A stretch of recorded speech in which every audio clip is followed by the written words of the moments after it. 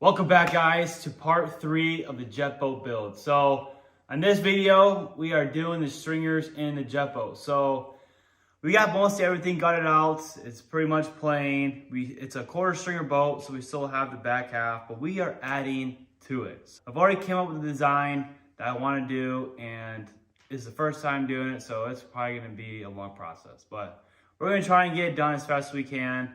I'm also trying to go as slow as I can so I don't mess up anything and don't sink this boat in summer. So behind me, I got all my supplies. This is some stuff I just looked up online to get. This is my fiberglass. I have a thinner 6-ounce fiberglass. And then I have my thicker, I think it's like 1708 fiberglass.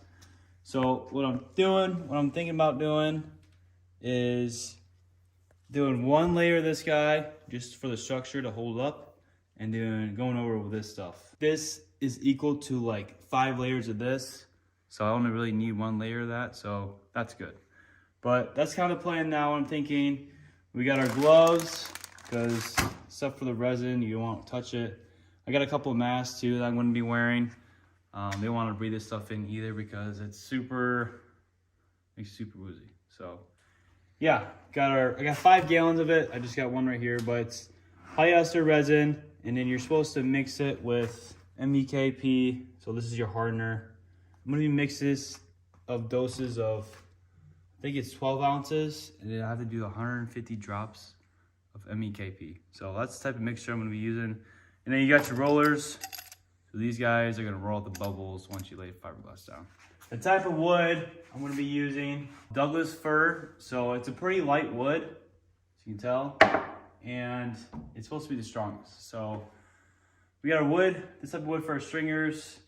Now we just have to cut everything out to the right length. So I'm gonna be measuring the whole boat, making sure everything fits good. They say you wanna get as less of a gap as possible on the bottom from the boat or from the hull to the wood. So it's gonna take a little bit of cutting, measuring, but we're gonna get that looking good.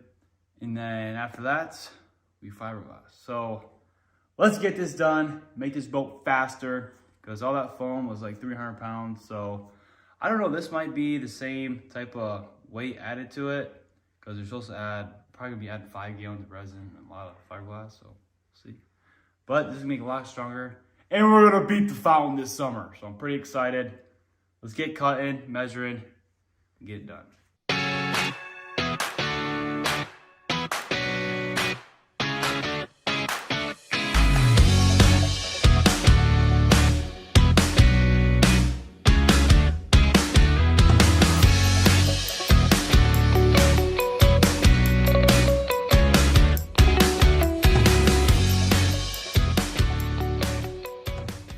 All right, we have the stringers all cut out. We've laid them in the boat right now. This is kind of what our design looks like right now.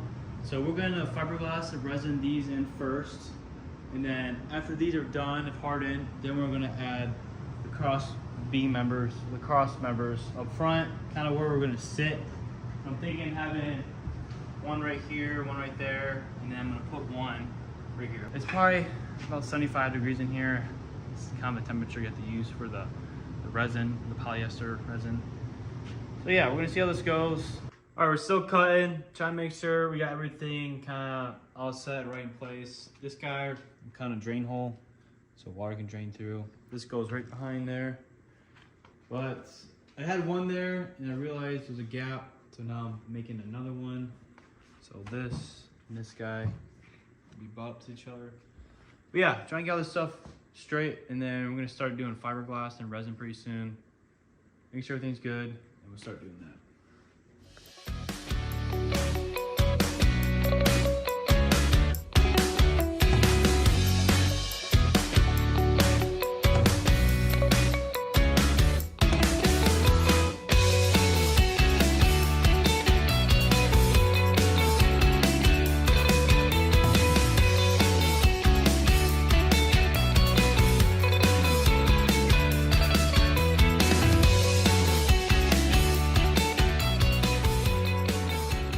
All right, we have our stringers already fiberglassed in, all resin in as well. As you can tell, looks pretty good. We did just decide that we want to do these side cross beams, these guys, so that's what's next. So I wasn't gonna do them, but I decided to because that's where we're gonna sit, and I'm thinking that we're gonna want some support for seating. Also, that's probably gonna brace it a lot better. How I'm mixing it, I'm doing 150 ounces of polyester resin, and I have to add 150 drops of this stuff. So yeah, that's the kind of batches I've been doing so far. They say you wanna make the corners kind of like rounded, so when you lay your fiberglass, you don't get all these white bubbles, which doesn't stick well. So what I've been doing, got some sawdust. So I'll mix it together with MEK. I'll slowly put sawdust in here and then make it thicker. So I'll do it until it's like peanut butter, and then now it will stick to the corners. And you see over here, it's darker on the corners. So I got some right here. I've been sanding it down, but it's darker here, darker here. So that's what they say to do, which it looks like it's working pretty good. So that's what I'm doing for the corners. Now we're gonna get those guys in right now, mix up some stuff, get the corners on here, and should be good to go to fiberglass. Creamy. Let's apply it. So we're filling this gap in just because we're gonna lay fiberglass here and we don't want any bubbling. So this will take all that out.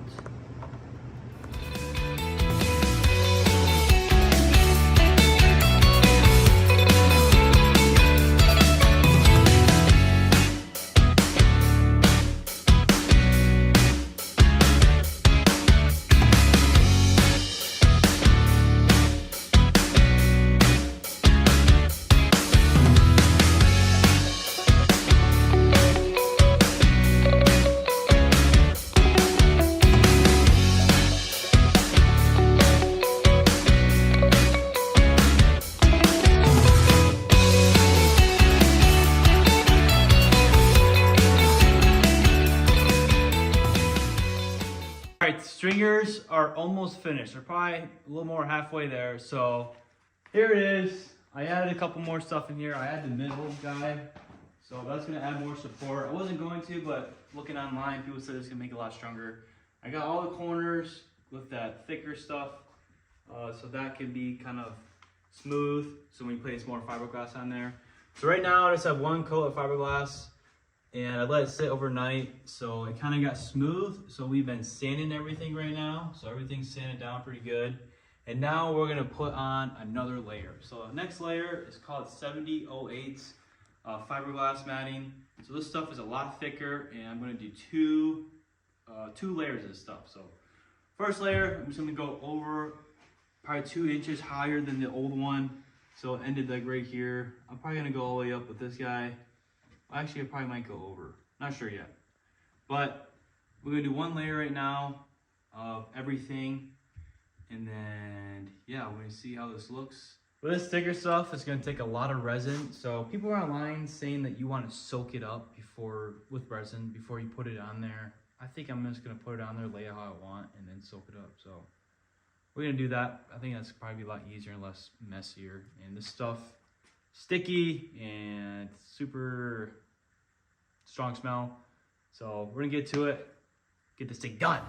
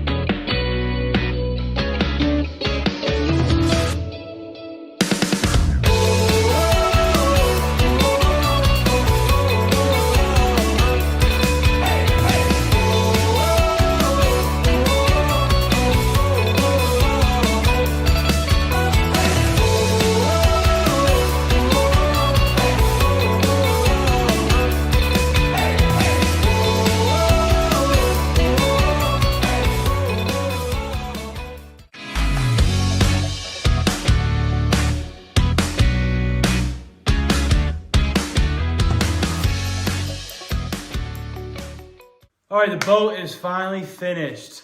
Yes! Yeah! Now, any jet boat out there that stands in my way is going down. Because this boat's gonna be 10 times faster than it was. All right, boat's done, finally. Man, my nose is I still smell like resin and it sucks, but boat's finally done. Now, I forgot to take an ending video because we got super busy and we actually just shipped the boat off to get paint done. As you can tell, boat's gone. So here's a couple pictures of what it looks like. I think it looks super good for me my first time.